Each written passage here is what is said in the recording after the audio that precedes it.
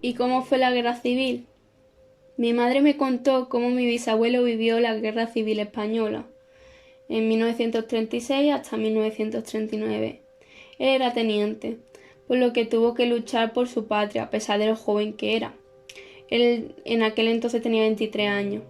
Vivió muchos horrores, gente inocente morir sin tener la culpa de lo que en aquel entonces estaba pasando. Dijo que era muy duro el dejar a su familia desprotegida. Mi bisabuela Angustia estaba embarazada de su primer hijo. Tras varios meses sin saber nada de él, ella lo dio por muerto.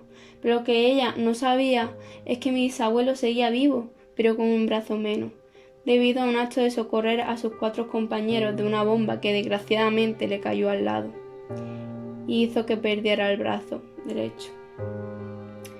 Una de las cosas que se le quedó grabada fueron los chillidos de esa gente inocente metida entre 10 barras de metal suplicando piedad por su vida.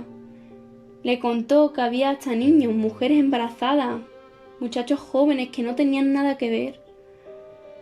No obstante, él como ser humano, al ver eso, le causaba impotencia porque no podía hacer nada.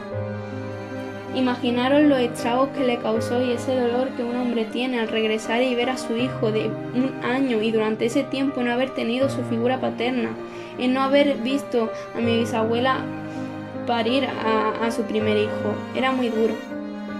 La natalidad era muy elevada ya que no había métodos anticonceptivos y muchos de los niños morían por hambre o enfermedad. A su regreso, le conmemoraron una medalla que se le dan a los héroes que han luchado con honor y valentía, que de hecho lo tiene uno de mis tíos guardados en Suiza, en Ginebra.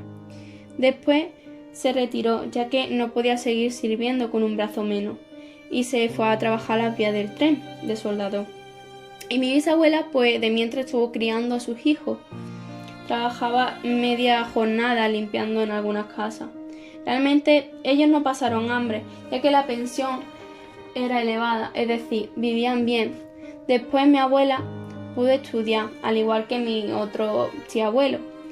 Según mi madre, él era un hombre pues de pocas palabras, muy serio, no le gustaba hablar de lo que vivió, ya que según ella se le saltaban las lágrimas.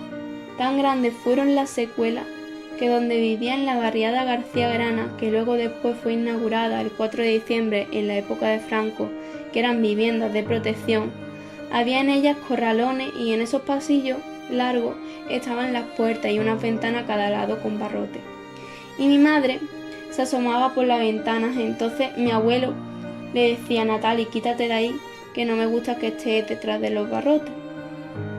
Ella no entendía nada y le decía: abuelo, ¿por qué? Pero nunca le respondía. Ya después lo entendió más tarde, cuando ella ya se hizo mayor, y fue porque él trabajó como guardia de prisión. Con todo esto, quiero decir que realmente por las circunstancias de aquella época y la falta de libre expresión, mi bisabuelo fue obligado a cometer muchos errores que después se arrepintió.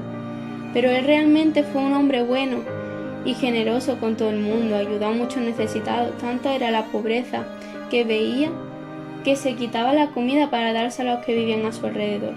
También quiero recalcar que las personas que han vivido bien pueden hablar cosas buenas de la época de la guerra civil y la posguerra, pero las que no nunca van a opinar lo mismo, porque fue tanto dolor lo que pasaron que al hablarte ellas se le saltan las lágrimas hasta su mirada cambia. Por último, he llegado a la conclusión que Franco, por un lado, favoreció al pueblo español, pero por otro dejó huellas muy profundas que ni el tiempo las curará.